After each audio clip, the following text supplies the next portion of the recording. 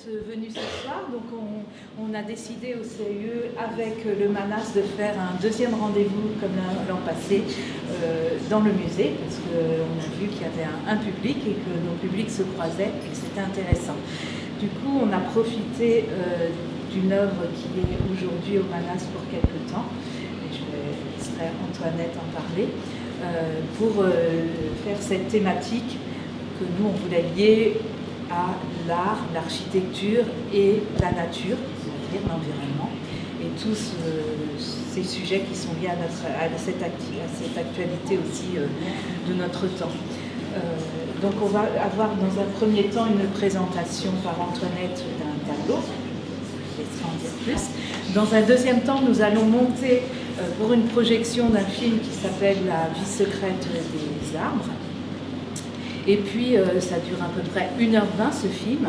Et ensuite, nous aurons la présentation par Steven Ware, qui est architecte et qui a une démarche déjà dans ses constructions avec l'environnement et la nature, etc. On parlera. Et puis, on finira, et là, on essaiera de descendre vers 21h15 et pas après, à l'extérieur dans le jardin pour boire un petit verre et continuer ensemble. Merci beaucoup, Antoinette, de nous accueillir. Je vous laisse. Donc moi, je vais faire très bref, du coup.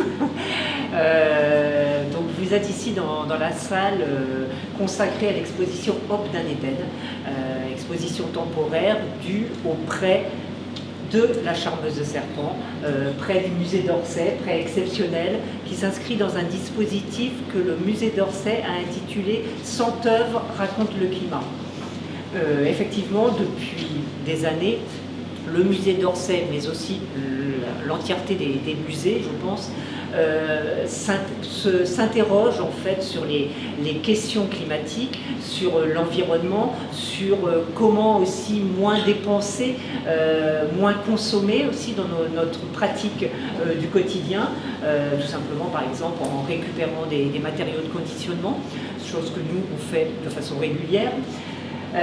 Voilà, donc toutes ces questions et le regard des artistes sur ces questions qui sont vraiment importantes aujourd'hui dans notre devenir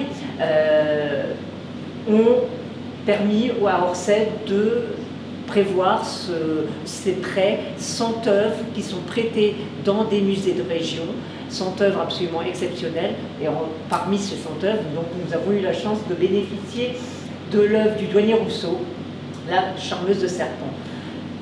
L'idée, c'était de s'inscrire vraiment dans une exposition temporaire et pas avoir juste la présentation de cette œuvre. Donc en fait, nous avons imaginé une exposition sur un peu plus optimiste que les questions climatiques pourraient nous laisser nous entraîner. On s'est imaginé une exposition sur et s'il y avait des solutions possibles, et s'il y avait encore des Éden possibles, d'où la sélection en fait d'œuvres qui sont présentées, qui encadrent en fait la Charmeuse de Serpent.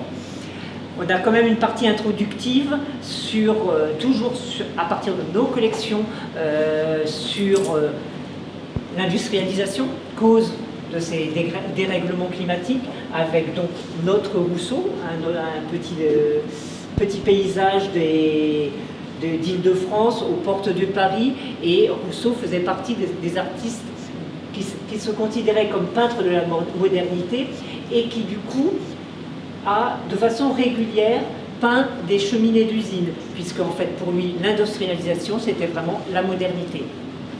Donc on a mis en pendant une œuvre de Rondeau, et on a 2 œuvres sur les dégradations climatiques, donc toujours avec notre fond. L'idée c'était vraiment pas d'emprunter d'autres œuvres. On a une œuvre de Robert Tatin, Ciel d'orage, et une œuvre de Fernand de Grossin sur un cyclone en Martinique, qui est en plus sujet d'actualité.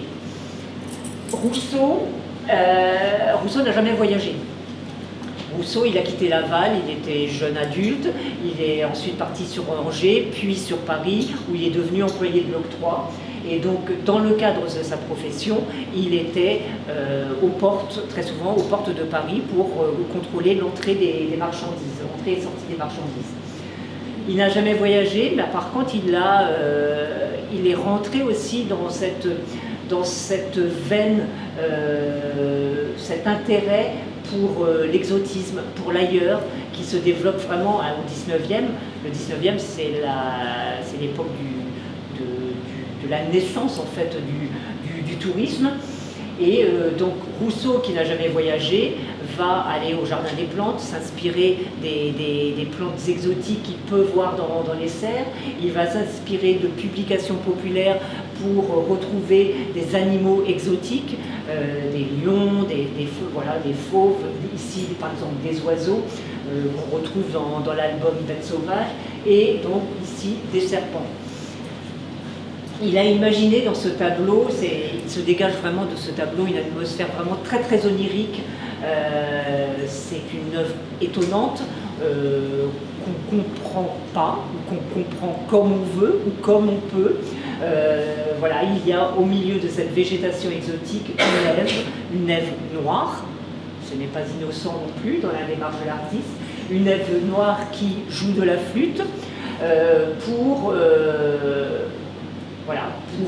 réunir les serpents, et en fait on se retrouve dans un paysage finalement très apaisé qui se divise en deux segments. Sur la partie gauche, éclairée par la lune, cette rivière, cet oiseau, cette spatule, donc une lune en plein jour, et sur la partie droite, donc une végétation beaucoup plus dense, beaucoup plus mystérieuse. Et quand on s'approche, qu'on regarde, qu'on passe du temps à regarder, on distingue d'autres serpents, on distingue des fleurs, on distingue des oiseaux. Tout ça avec des éléments qui n'apparaissent pas au premier regard, parce que notre regard est attiré par cette joueuse de flûte, et surtout par son propre regard à elle, puisqu'elle nous fixe véritablement. Donc il se dégage vraiment de ce tableau une atmosphère très particulière, très onirique. Rousseau, quand il a commencé à peindre ces paysages exotiques, il a créé un scandale, un véritable scandale au Salon d'automne. Et tous les critiques d'art ont commencé à s'écrier que c'était vraiment du n'importe quoi, que cette peinture devait être jetée. Il a d'abord été exposé avec ce qu'on appelle les fauves, le fauvisme, les peintres du fauvisme, et c'était la cage aux fauves, voilà, tous ces artistes de l'avant-garde qui présentaient une peinture beaucoup plus originale, entre guillemets, qui se dégageait en fait de tous les codes de la peinture académique. Dans le projet d'Orsay, on nous avait demandé de mettre une œuvre en parallèle du prêt. Donc nous avons choisi, nous, une œuvre, bien sûr de notre fond, une œuvre de Jacqueline Benoît, d'où il se dégage aussi une atmosphère très très très particulière, ce sentiment d'onirisme, de ce sentiment de paysage figé. Et quand on a conçu l'exposition, on a voulu que l'exposition aille au-delà du simple entre guillemets tableau. On a voulu interpeller tous les sens, donc on a travaillé aussi avec des parfumeurs qui ont imaginé un parfum inspiré par ce tableau de la rêveuse de Jacqueline Benoît. Et habituellement, en journée, vous avez aussi une ambiance sonore d'un jeune designer sonore qui travaille avec l'IRCAM et qui a imaginé donc une ambiance en parallèle avec ce tableau du douanier Rousseau. Et je vais m'arrêter là, parce qu'autrement, vous allez dépasser le temps. Si vous avez des questions, je peux vous y répondre, et autrement, je vous invite à monter au deuxième pour la projection du film. Moi j'ai une question, à quelle période il a fait ce tableau-là dans sa création? 1907. Et c'était... Il est mort en 1910. D'accord, c'était plutôt... Donc c'était vraiment une œuvre de fin de production. C'est une œuvre très très aboutie par rapport à ses premiers tableaux, bien évidemment, mais quand il a commencé à exposer des jungles, donc c'est tout fin 19e, voire même début 20e, hein, quand il a exposé son fauve, c'était en 1905, au salon de 1905. Et en fait, ce sont ces tableaux de paysages exotiques qui ont renversé la critique, qui ont renversé le regard des amateurs d'art, entre autres Apollinaire, qui a commencé justement à l'encenser en se disant que finalement c'était un artiste plutôt intéressant. Et il s'inscrivait vraiment dans l'avant-garde. Sa démarche était tellement particulière, il a totalement bouleversé les codes académiques.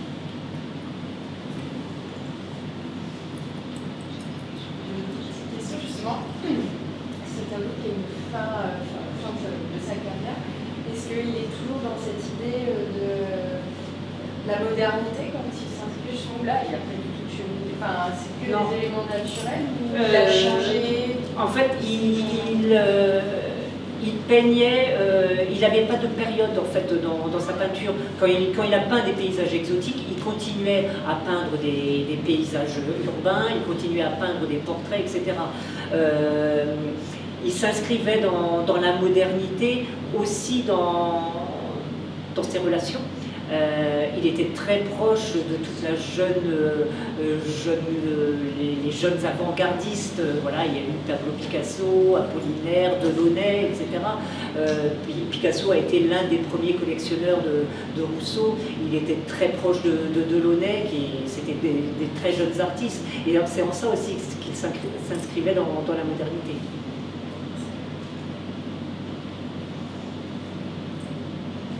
Question, mais un détail. Derrière cette nymphe, elle a une cape là. Ah non, c'est sa chevelure. Effectivement, ça surprend.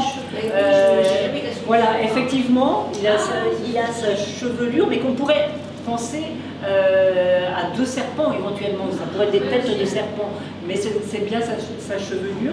Donc elle a un serpent autour de la tête, il y en a deux là, il y en a un autre qui sort de la végétation, il y en a un autre ici. Voilà, c'est pour ça que je disais qu'il faut passer du temps à les regarder. Sa femme, on ne sait pas trop comment elle est positionnée. Hein. Elle a le visage de face, les épaules légèrement tournées, et puis finalement elle a le bassin qui n'est pas dans l'axe.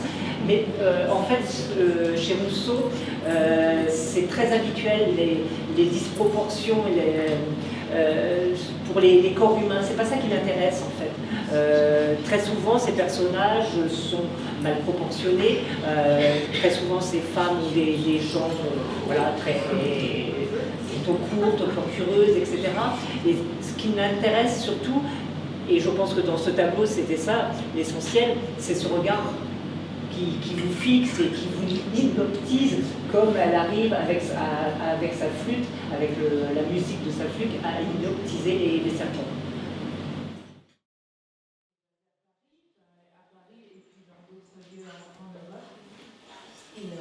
Il fait des projets un peu partout, mais aussi à Laval. C'est ça. Et vous avez... Oui.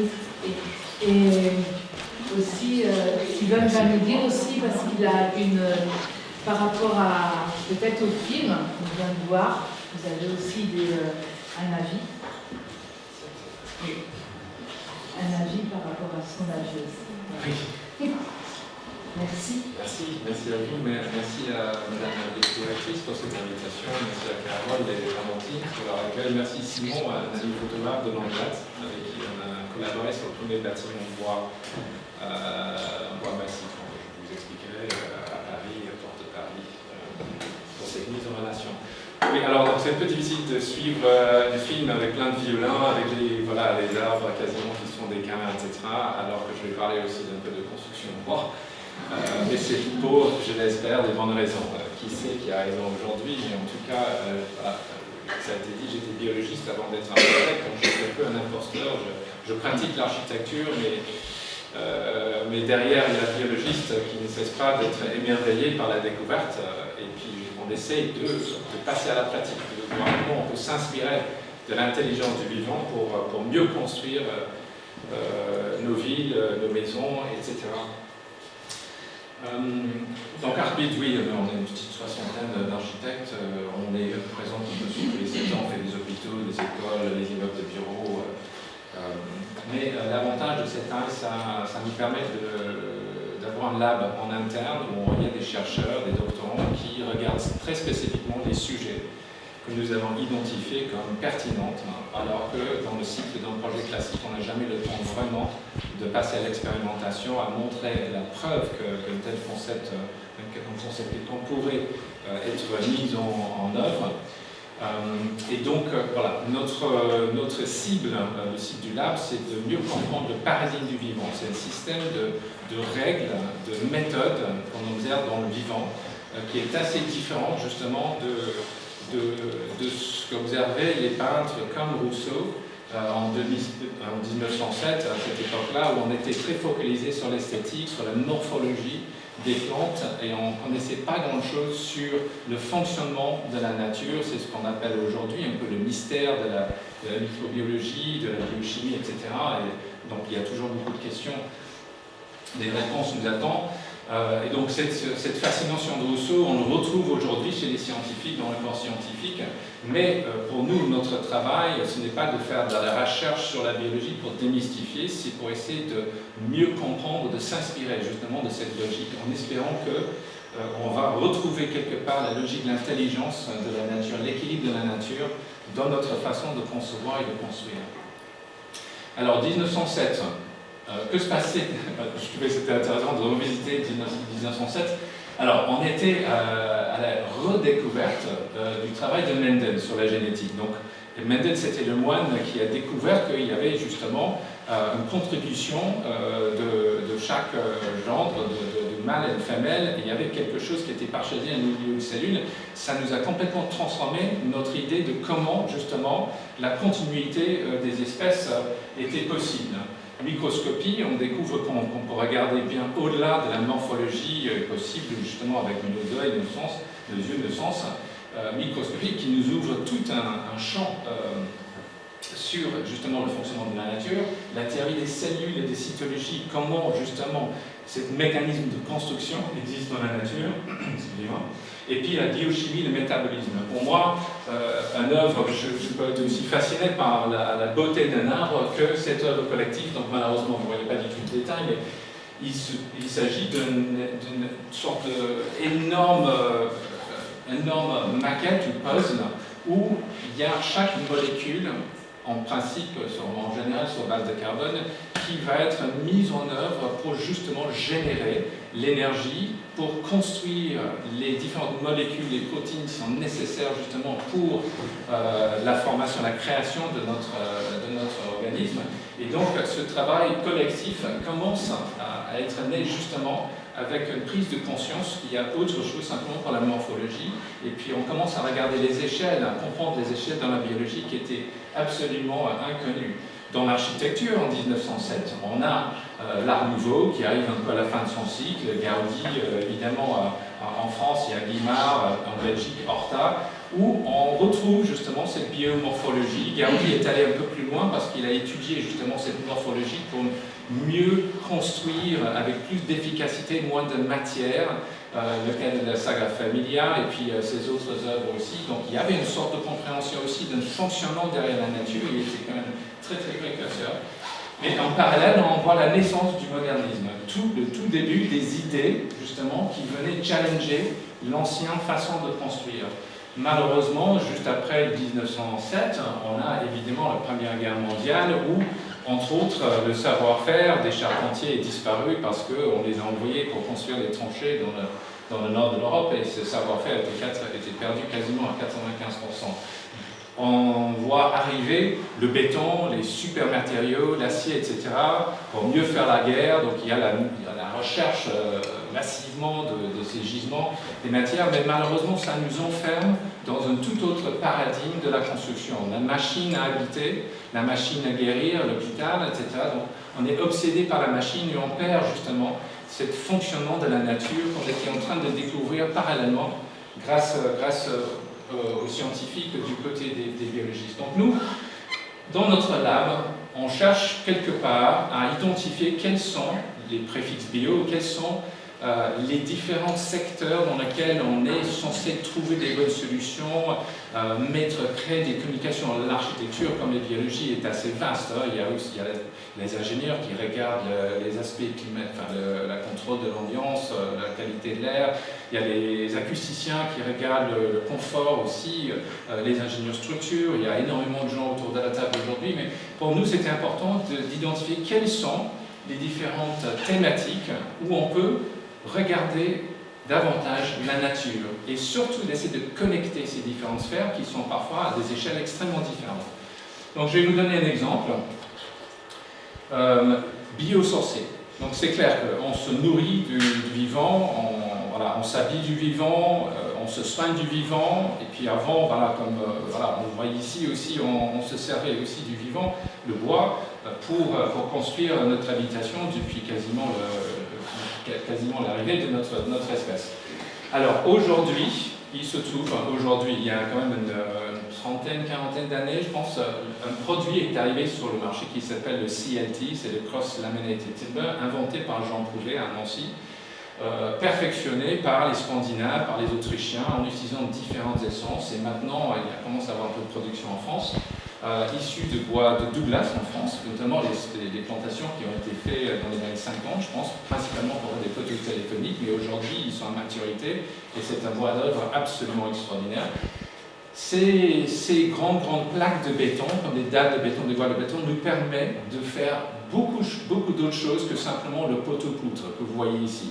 Donc c'est-à-dire qu'on peut faire des cages d'ascenseurs, des dalles de plancher, des voiles, on peut vraiment ouvrir le champ, ouvrir la palette disponible aux architectes pour construire des bâtiments très grands. Pourquoi le bois est intéressant? Et en 2010, on a commencé à vraiment faire nos premières analyses, aussi avec le cabinet dans lequel Simon travaillait, sur le bilan carbone d'un bâtiment moyen. Et on a constaté qu'en construisant en bois à la place du béton, on avait non seulement un bâtiment qui était positif en termes d'encapsulation du carbone, mais aussi en termes de méthode pour produire ce bâtiment, transporter les différentes matériaux, etc. On était sur quelque chose de positif. Donc on voyait le potentiel, en construisant en bois, de faire une architecture positive, voire même régénérative. Parce que si on continue avec notre trajet, le bâtiment étant très très mauvais élève pour le bilan carbone de façon générale, le changement climatique va arriver et les forêts seront très très endommagées. Donc c'est bien de conserver la forêt, mais si le changement climatique continue grâce à notre consommation de carbone,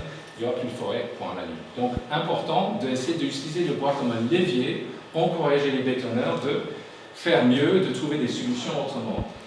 Problème avec le bois, dans un bâtiment tertiaire par exemple, ce bâtiment a une obsolescence au bout de 20 ans, 30 ans. Ça c'est un constat global, parce que le quartier change, parce que le bâtiment n'est plus aux normes, etc., etc. Donc on a dit, mais qu'est-ce qu'on pourrait faire avec ces magnifiques dalles de plancher à la fin de vie, pour ne pas les brûler pour récupérer les calories, évidemment lâcher le carbone, pour ne pas les transformer en copeaux, pour faire de l'OSB, c'est un produit, pour ne pas dégrader, pour upcycler, qu'est-ce qu'on peut faire? Donc grâce aux outils numériques, grâce à une énorme connaissance aujourd'hui, notamment chez les jeunes, dans les différents outils paramétriques, on peut calculer des incisions, on peut prendre une dalle de plancher, le CLT, et on peut faire des incisions dedans, et on peut transformer et faire tout notre système constructif.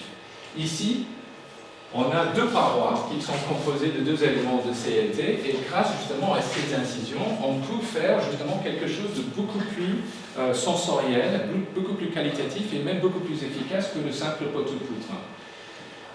On a fait un projet en Belgique où on nous a demandé de concevoir un pavillon pour accueillir un forêt comme le salon de l'agriculture chez les Wallons. On s'inspire du tronc du palmier, du bananier. Le tronc du bananier est extraordinaire. J'étais élevé en Jamaïque après les ouragans et on voyait les bananiers qui poussaient à une vitesse absolument extraordinaire, un peu comme le bambou. Donc je me disais, qu'est-ce qu'il y a dedans qui est aussi efficace en termes de déploiement de matière pour produire justement un arbre, pas un arbre, mais un bananier qui fait 5 mètres de haut quasiment dans 6 mois. Donc on a regardé l'anatomie et puis on s'est inspiré par justement cette espèce de spirale, plan en spirale, et on a conçu avec énormément d'ingénierie derrière. On a construit notre premier pavillon à base de cette technique de transformer les parties du bâtiment qui sont censées à la fin de vie à être rejetées ou voire downcyclées, comme on dit, pour faire quelque chose de notre architecture. Et c'est en faisant ce type d'exercice, on constate que aussi on est architecte, donc on ne faut pas oublier qu'on est sensible à l'esthétique, mais cet effet de lumière qui rentre par cette fente, etc., la présence du bois, on est dans des ambiances assez magiques. Donc non seulement on essaie de protéger la matière qu'on va mettre en œuvre, mais aussi on va essayer de faire en sorte qu'on va magnifier ses propriétés. Et puis je vais parler de biophilie tout à l'heure, c'est un autre préfixe bio, mais qui rejoint un peu ce qui a été dit par certains intervenants dans le film. On s'inspire aussi, on est invité à faire un amphithéâtre éphémère pour un expo à Paris, dans le Grand Palais. On s'inspire cette fois de l'os d'oiseau, aussi comme le bananier, extrêmement efficace en termes de matière et efficacité, de légèreté et de capacité mécanique. On prend le même système, on va cintrer légèrement les panneaux, sauf qu'au lieu de faire des poutres treillis comme ça, on utilise les treillis pour connecter les différents éléments. C'est le dessin de l'ingénieur pour tester les différentes descentes de charge. On travaille sur les détails, donc aussi minimum d'acier pour tenir ces éléments cintrés. On appelle ça l'appareil dentaire, mais tout simplement, quand on cintre le bois, on fait des petites incisions dedans, enfin, on implante des petits morceaux de fente et ça maintient notre structure avec le cintrage, avec la forme qu'on souhaite. Et ça, c'était le résultat, première fois dans le premier montage dans le Grand Palais éphémère. Et puis on voit le remontage, après on l'a laissé un peu pour voir le vieillissement dans un champ, pour voir le Douglas et le vieillissement, etc., pour tester justement davantage les capacités de recycler et de donner une deuxième, troisième vie au Grand Palais. Donc malheureusement on ne voit pas, oui, je pense qu'on a une image, on va rester un peu sur cette image-là. Le Grand Palais, c'était justement cette époque où l'acier était roi, et c'est tout à fait normal d'exploiter ou d'explorer toutes les possibilités, le potentiel d'une matière pareille, mais aujourd'hui, je pense, on est vraiment dans le siècle du bois. Et encore une fois, il faut faire bien la distinction entre le bois, la forêt, et le bois en étant une ressource comme le lin, comme le chanvre, voilà, comme une plantation qui a été faite exprès pour nous donner justement ces matières de très très grande qualité et d'améliorer la pratique de tout notre secteur. On peut aller plus loin. Le bananier, évidemment, pour être simple, on fait un simple cintrage dans une dimension, mais on imagine aussi qu'on pourrait faire des structures de très très grande taille pour répondre à des questions, les problématiques de densification. Et avec un deuxième cintrage, on sait faire avec l'outil numérique.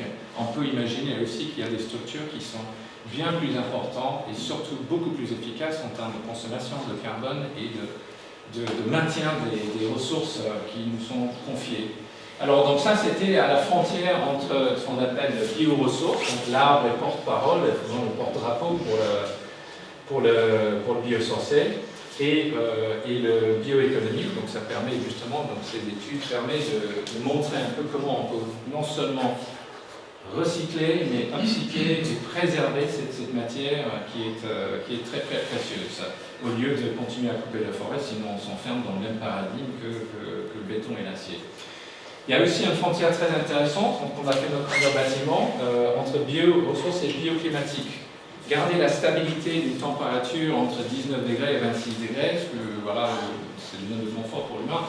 C'est pas évident avec un bâtiment tout en bois, parce que le bois a très peu d'inertie thermique par rapport aux murs ici, qui sont probablement entre 1 mètre et 2 mètres d'épaisseur, et puis voilà, la ferme ou la construction moyenne en France traditionnelle, 50 cm d'épaisseur, le bois a très peu d'inertie, c'est-à-dire qu'on va encaisser les calories, et si on ne peut pas les décharger la nuit, il y aura un effet de thermos.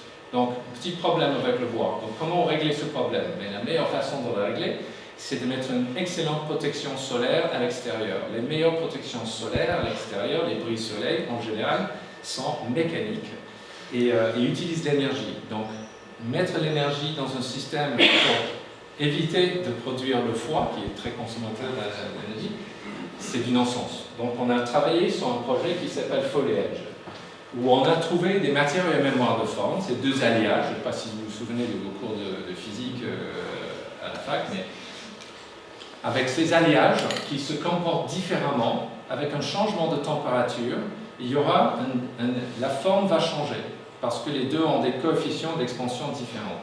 Ici, le petit pistolet que vous avez vu, ça réplique la chaleur du soleil. Donc avec ce système-là, on crée une brise soleil, une espèce de canopée à l'extérieur. Quand le soleil sort, la chaleur va taper sur ces fleurs, ou les foliages, et puis il y aura justement une ouverture, tout comme les arbres s'ouvrent, ça s'appelle le Nice d'Asie, et puis on va protéger le bâtiment contre l'apport calorifique, contre le soleil. Excellente solution, à notre avis, pour protéger les bâtiments, et notamment les bâtiments en bois. Donc on est entre la frontière entre la bioclimatique et le biosourcé. Trouvez toujours entre les deux thématiques quelque chose, une solution qui est lui-même inspirée par la nature. On a fait nos premiers essais sur une conception de façade. Vous voyez là, à 25 degrés, la fleur est moitié ouverte. Quand on commence à monter à 50 degrés, la fleur commence à s'ouvrir, et puis quand on est en pleine canicule, 70 degrés, c'est vraiment la température d'une façade. Il faut le prendre, je pense que vous le savez très bien, vous avez un bâtiment en acier ou même de l'acier dans la chaleur, comme aujourd'hui, 70 degrés facilement. Donc on a cette espèce de déploiement naturel, sans énergie, avec que l'énergie du soleil qui va protéger nos bâtiments. Premier bâtiment qu'on a fait, et vous allez voir très peu de bâtiments en fait, parce que j'aime pas trop parler du résultat final, mais quand même, c'est le but du jeu. C'est le Centre international de recherche sur le cancer à Lyon. Et vous voyez ici, vous avez des petits câbles sur lesquels on pousse à la fois des plantes, et puis plus haut, vous avez ces petites fleurs qui se déploient, qui s'ouvrent pour protéger le bâtiment contre un apport solaire trop important. Donc ce bâtiment a été livré en 2021. Et on est toujours en train de tester justement la performance pour voir vraiment le benchmark si on est aussi performant que les autres.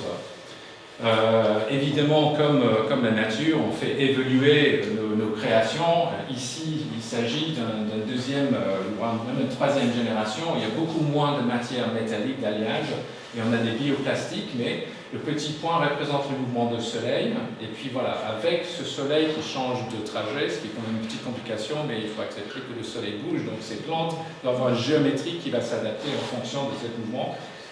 On arrive justement à créer tout un autre système ou de sorte de façade qui va agir en fonction du mouvement du soleil, de la température à l'extérieur. Donc là, on passe à l'extérieur, et puis justement un nuage passe et on va voir ces mouvements à l'extérieur. Donc ça, c'est un projet qui est en recherche et développement aujourd'hui avec des partenaires industriels, et nous espérons pouvoir les mettre en œuvre, évidemment avec des matières qui sont de plus en plus écologiques et de plus en plus de recyclabilité. Évidemment, le problème des îlots de chaleur à Paris, on commence aussi à regarder d'autres canopées, d'autres déclinaisons de cette technologie, de cette idée, pour pouvoir justement répondre aux questions qui sont maintenant inévitables, c'est-à-dire rendre, au moins maintenir les villes agréables, même en pleine canicule, sinon voilà, on risque d'avoir des désertifications des villes grâce justement à ce problème.